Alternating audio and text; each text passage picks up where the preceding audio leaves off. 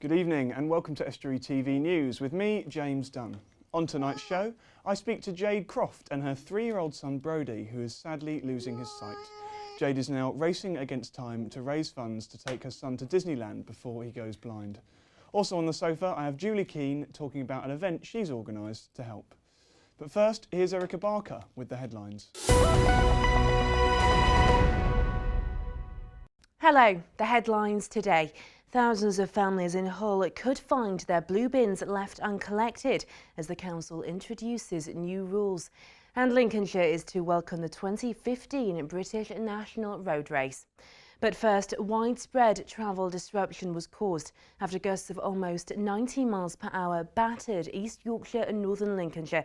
3 people escaped without major injury after a tree fell on their car during high winds in Grimsby. Police closed Wellholme Road following the incident. And one woman in a nursing home in Driffield had a lucky escape when a tree crashed through the roof onto the room where she was watching television. Humberside Fire and Rescue attended the incident at Riverhead Nursing Home after a beech tree was snapped in 2 by the force of the wind. Elsewhere, the Humber Bridge was closed to all traffic for the first time in 20 years. It came after traffic cones in place because of roadworks were blown into the path of cars. Hull City Council is cracking down on what refuse collectors will accept when it comes to recycling. They're sending letters to all residents informing them that stickers are to be placed in their blue bin to help improve the quality of materials collected. It highlights some of the worst contaminations such as food, nappies and black bags. They say they know that most residents are committed recyclers, but that they need to raise awareness to reduce contamination. The way a new school in the area is being constructed is the way forward for future builds. That's according to North East Lincolnshire Council. Woodlands Primary is a modular school, which means it was partially put together in a factory before work started in December. It's cost the council £4.5 million, but will be finished by Easter, less than 6 months after work began. The council's portfolio holder for children's services says the method is cost effective and minimises disruption for pupils. I think modular builds for our schools is pretty much the way forward. I think it's certainly proved that you can get a quality of building to the standard that we expect for substantially less than a traditional build, and I think that's very important. I think having a modular build has meant that we've not had to cause any disruption really to the children. There's been minimal disruption to us as staff. All the building is going on here. It's been relatively quick, which means that where there has been occasions where areas of the school have had to be closed off, it's been temporary, it's short-lived, and at the end of the day the children can actually see that the outcome is within sight. West Lindsey District Council says it's looking forward to welcoming the 2015 British National Road Race. It follows over a year of planning and a bid by the Velo Club to British Cycling, the national governing body for cycle racing in the UK. The road race will take place on Sunday, June the 28th, 2015, and will include the Lincoln Grand Prix circuit. Leader of the council, Jeff Summers, says having the area included on the route will help raise its profile and show the rest of the country what they have to offer. A man from Grimsby has been handed his second football banning order. Thomas Hargenson, 23 of Dale View, was charged with a Section 5 public order offence following his arrest prior to the Grimsby Town vs Scunthorpe United football match in the first round of the FA Cup at Blundell Park on November the 9th. His banning order will run until 2017. His previous banning order ended last year. Wetherspoons are set to open their first pub in Cleethorpes on the site of a former nightclub. North East Lincolnshire Council has now approved the planning application from the low-cost public house in what used to be the Amushi nightclub on the resort's high street. And Valentine's Day is a time for romance. However, for scam artists, it's a prime opportunity to take advantage of people looking for love on the internet. That's according to Humberside Police. They're warning people to be on their guard as fraudsters attempt to con people into parting with their cash. With scams ranging from email links to secret admirers, romantic getaways on social media sites and fraudulent websites popping up for those last-minute gifts. They say people should never send money to sites that aren't reputable, and that if something seems too good to be true, it probably is. And that's all from me. Until next time, goodbye.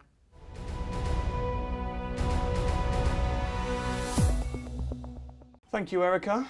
Today in the studio I have Jade Croft, proud mum to 3-year-old Brody. Brody has a degenerative disease which affects his sight, and on Christmas Eve this year was told he was already totally blind in his left eye. Doctors don't know how long it will be until he loses his sight completely, so time is of the essence for Jade, who is trying to raise enough money to take her son to Disneyland before he goes completely blind. Also with me I have Julie Keane, who is organising a charity event to try and help. So thank you very much for coming in today, Jade. And you've got Brody with you here. Yep. So tell me first of all, what is the problem with Brody's sight? He's got optic nerve hyperplasia. It's basically when he was developing, his optic nerves didn't develop with him, so they're actually quite minute. He also suffers with a disorder called nystagmus, which is horizontal and vertical rapid movements of the eyes. How early did you find out about this problem? We had a suspicion since he was about 9 weeks old, and as time's And what gone, made you was it to do with the way he reacted to? it was more a fact of when you were talking to him, he wouldn't actually look at you, and obviously by that point they'd be holding eye contact and stuff, but he'd just look past you. So that's basically how it all started, how we found out everything. And when did he first get diagnosed? I'd say when he was about 15 weeks old. So was it on Christmas Eve you heard that he'd already lost Yeah, vision? What was it like to find that out? Devastating, really, sure. really devastating. You just don't want to hear that sort of thing, you know, especially when it's your child. It's disheartening, and you just want the best for him, and obviously it's taken away from him. But of course he's a lovely child, and you can tell he's enjoying life there. Yeah, he's very determined. Yeah. Yeah. And it's obviously he's used to it. Is that fair to say? Yeah, he's actually dealing with it a lot better than me and my family are. He just gets on with his daily activities, life. He knows no difference. So it's a terrible thing to have to deal with, but he seems to be dealing with it so naturally. I mean, is that an inspiration to you at all? it really is. Yeah, like I've got the flu at the minute, and I currently think I'm dying. So when you think of it that way, when we've just got a minor illness or something like that, and we think the worst is happening, and then you've got Brody, is basically, when you look at him, you just think, this is nothing. He's going through all this. This is nothing. Book yourself up, basically. So it cheers you up on your down days, because I Yeah. imagine it's easy sometimes to feel sorry for yourself and think, you know, why has this happened to my son? It's horrible. You whenever you think about it, you will always think, right, do I blame myself? Is it my fault? Did I do something wrong? And I've been told, no, you've done nothing wrong. Unfortunately, it was just something Brody was born with. But as a mother, you will always think that you've done something wrong for him to have this. But So I suppose you just do what you can. yeah, And what you're doing at the moment is trying to raise enough money to take him to Disneyland. yeah. Why Disneyland? I mean, I know it sounds like a silly question, but it's every child's dream, isn't it? Well, when we found out on Christmas Eve, we was on the way back from the hospital because we went to Scunthorpe, and I was saying to my mum, I'd like to take him to Disney World, you know, to let him see the sights and make a marvellous holiday for him. Something full of memories. And then I said, I'll have to take him to the zoos, sea life centres. When we got to thinking about it, Disney World Florida actually has all of that. So it's actually doing everything all in a one-er to make it something out of this world for him. And I suppose to see these are the sights he'll remember for the rest of his life. Exactly, yeah. And he's hugely into Disney, isn't he? Oh, yes. What's that? What's that Mummy's drawn there, Brody? Who's that? Who's that? Who is it? Is it Mickey? Does he make you draw that often? Yes. I noticed you're getting quite good at that. Oh, no, that was a quick one, but I've got a sketchbook at home full of them. Does he know he's going? We're trying to keep it quiet from him, because if you tell him that he's going to be going, he's going to want to go now. But we do drop in the odd hint that he'll be going to see Mickey and Goofy and everybody. And you're trying to help, is that right, Julie? Yeah, I got involved just after Christmas after seeing a tweet from the Grimsby Telegraph. So I knew it was something that I wanted to help with, both on a personal level and obviously get the company involved. But after meeting Jade, and I roped in one of my friends who works for Waltham Travel, because she's an independent travel agent, so she is, you know, she's got really close relationships with Disney, so she was the perfect person to sort of bring on board. And you're trying to hold an event to raise money, is that right? Yeah, we decided to do a Hollywood themed event, Hollywood Raises for Brodie, and it'll be at the Oaklands Hotel. We are looking for sponsorship for the meal, but we've got some fantastic prizes and had some great support from local businesses. So far it's all sort of going well. It's just sort of like just turned into something really big, and Jade's mum's actually managed to get a celebrity to come, so it's Who's even that? better. Julie P's good. Oh, you've got Julie Peace, and Yeah. she's a Grimsby Yeah, girl as yeah. well. And how did you end up getting her involved? Did she sympathise? No, what it was is when my mum was growing up, her mum and dad were actually really good friends with Julie's mum and dad, so they actually used to play together. Friend of the family. Yeah, so my mum just rang her. You've had some overwhelming support, haven't you? Yeah. Tell me, how's it made you feel to all the people sending messages, donating money? It's, as you say, it's overwhelming, and I'm an emotional wreck from it all, but in a good way, because it's amazing to know that it's all for my little boy.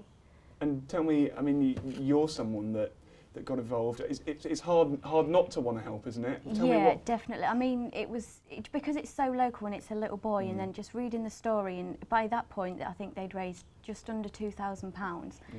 Well, thank you so much for coming in. I wish you all the best. I'm sure you'll raise the money. You've already had a great deal of support, and I'll be rooting for you. I'm sure everyone will be rooting for you and Brodie here. He's been very well behaved today. Thank you. Fingers crossed. And now here's Tom Reed with a look ahead at the weekend sport. Hull City travelled to Brighton in the FA Cup fifth round on Monday evening, hoping to bounce back from their disappointing 1-0 defeat at the KC Stadium on Tuesday. Steve Bruce might decide to give fringe members of his squad a chance to impress. Grimsby are in FA Trophy action against Cambridge in the first leg of their semi-final. The Mariners will be in confident mood after defeating them 2-1 in a recent Skrill Premier game. Gary Simpson's Lincoln side face Kidderminster, hoping to build on last week's win and avenge the 4-1 defeat earlier in the season. After 5 draws in a row, Russ Wilcox will hope that his Scunthorpe side can seize the initiative tonight and gain a win against Accrington Stanley, side in Sky Bet League 2, and put pressure on Chesterfield, the current leaders. North Ferriby will be hoping to get maximum points against Oxford City in the Conference North at Church Road. In the Toolstation Northern Counties East League Division 1, Grimsby Borough are away to Appleby Frodingham. Claythorpes Town are at home to Hall Road Rangers. Louth Town are away to Eccles Hill United, who, should they defeat and Grimsby do them a favour, then White Wolves will be off the bottom. In the Evo Stick Northern Premier League First Division South, Brigg Town visit Colville Town, whilst Curtis Woodhouse's Goulside host top of the table Halesowen in the Evo Stick Northern Premier League First Division South. In Rugby Midlands 3 East, Grimsby travel to Boston for a Lincolnshire derby. After last week's postponement, Cleethorpes are away to Ashfield in Midlands 4 East, hoping that the weather doesn't intervene. Market Raisin and Louth are at home to Bugbrook first, looking to bounce back after their 29-17 loss at Peterborough last weekend. Finally, in hockey, Grimsby seconds face Hull Hawks first. And in ice hockey, it's Hull Stingrays versus Cardiff Devils. And that's all for the sports this weekend. I'm Tom Reed. Well, I'm afraid that's all we've got time for today, but I'll be back tomorrow at the same time. Don't forget that if you have any stories, problems or views that you want to share with us, you can get in touch by phone on Grimsby 315561, on Facebook or Twitter at Estuary TV, or email us on news@estuary.tv. That's all from me. See you for the news again tomorrow.